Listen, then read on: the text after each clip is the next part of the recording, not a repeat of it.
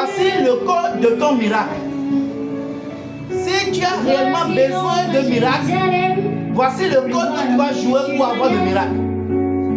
Les gens souffrent aujourd'hui. Tu vas voir des gens courir d'église en église, de prophète en prophète. Ils courent de marabout en marabout. Pourquoi? Parce qu'ils cherchent de miracles.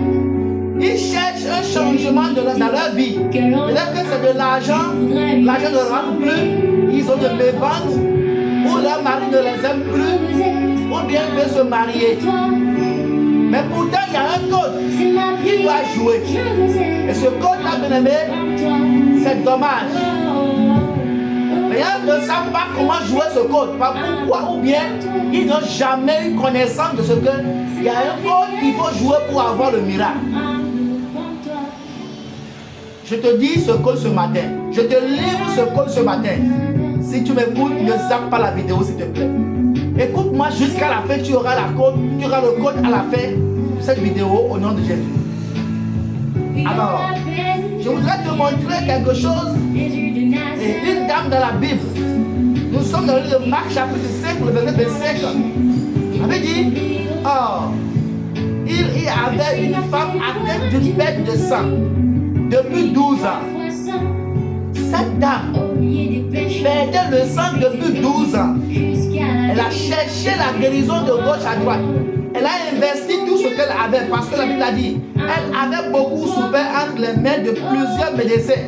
Elle avait dépensé tout ce qu'elle possédait et elle n'avait éprouvé aucun soulagement, mais était allée plutôt en empirant. Cette dame n'avait pas trouvé de satisfaction pendant 12 ans. Elle a changé de médecin. Pendant 12 ans, tout ce qu'on lui disait, elle faisait. Elle parcourait les médecins, elle parcourait les marabouts. Elle allait voir même des visionnaires pour qu'on lui parle, pour qu'on lui dise, pour qu'on lui montre celle ou bien celui qui est derrière sa vie. Et quelle est l'intention que cette personne a. C'est comme ça que cette dame, peut-être dans ses courses, elle est allée vers les marabouts qui lui ont dit, est-ce que tu vois ton problème, bien-aimé? Ah, c'est ton oncle, c'est ta tante, c'est telle personne qui a la sorcellerie qui veut te tuer. C'est lui qui est derrière toi. Voilà, tu vas sacrifier telle chose. Là, comme ça, tu ne vas plus mourir. C'est comme ça qu'elle a parcouru de gauche à droite. Elle est allée chez les médecins. C'est possible qu'elle a visité aussi des hommes de Dieu pour sa guérison, mais négative. Elle n'en a pas eu. Pendant 12 ans, elle s'est cherchée. Elle trouvait, cherchait le code pour sa guérison pendant 12 ans. Et qu'est-ce qui s'est passé? La Bible nous dit ici que sa maladie allait de pire en pire. Cette maladie allait de pire en pire. Alors, un jour,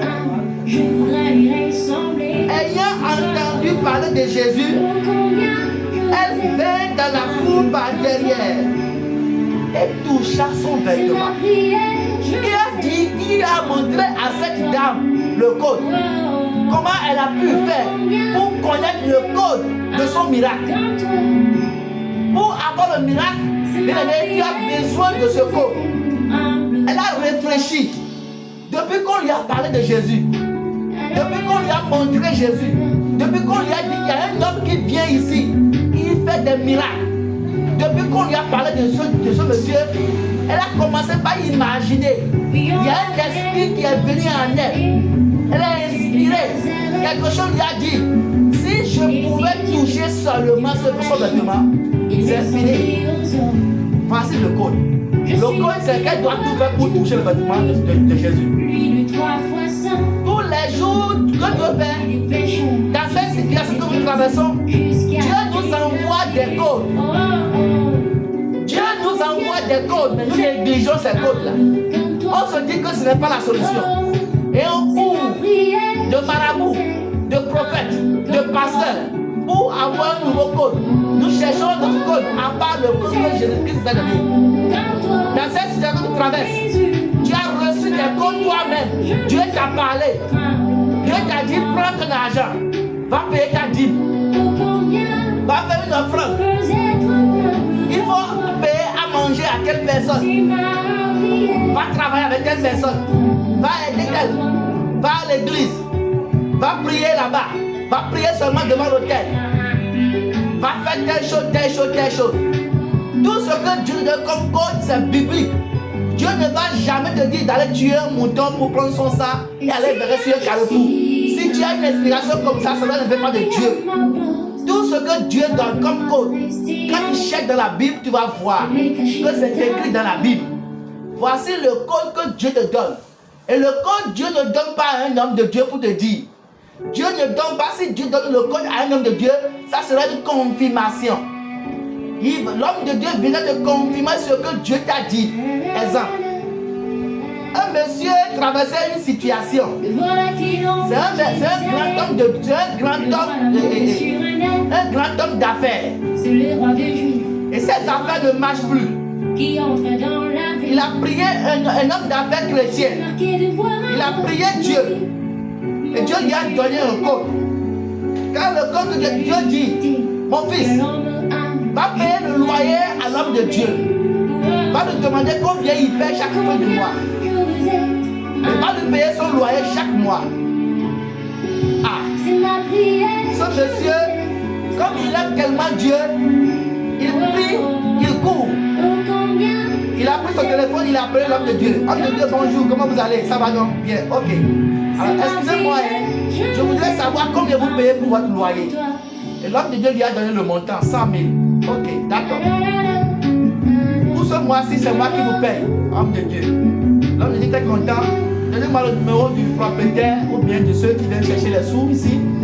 Donnez-moi le numéro. Et c'est comme ça qu'il a pris le numéro. Il a versé 3 mois. De la part de tel monsieur, cette maison, je lui paye 3 mois. C'est comme ça qu'il a payé les 3 mois à l'homme de Dieu. Et le mois qui a suivi, les affaires du monsieur a commencé à prospérer. Et il a continué par payer le loyer pendant 1 an et demi. 1 an et demi après, il était fatigué de payer le loyer à l'homme de Dieu. Les forteresses ont commencé. Les esprits sont venus maintenant le frapper pour dire, mon ami, on va dire à l'homme de Dieu d'aller travailler. Je suis fatigué de lui payer son loyer. Et tout. C'est comme ça qu'il a cessé de payer le loyer à l'homme de Dieu. Et qu'est-ce qui s'est passé? Lorsqu'il a pris de payer, il a cessé de payer le loyer.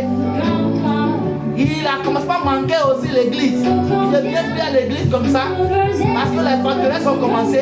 Des idées négatives ne vont pas venir en lui.